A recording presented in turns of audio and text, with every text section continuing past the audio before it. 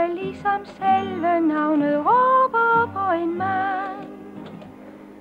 Lilian. Jeg har set ham for mig mange gange. Ikke den samme, måske ikke mange heller, men manden, den mand, der passer til Lilian.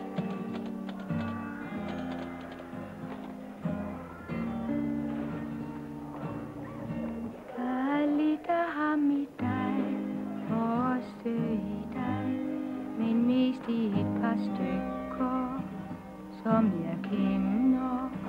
De siger Lilian, dags Lilian, hey Lilian, men vil ikke, at de rimer lidt på mig. Lilian, der gerne vil have sig en mand.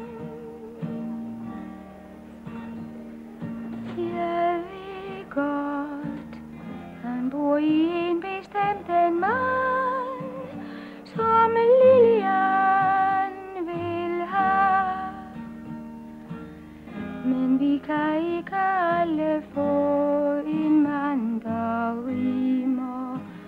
Så når dagen kommer, den dag jeg vælger mand, så tager jeg ham, der rimer mest på Lilian.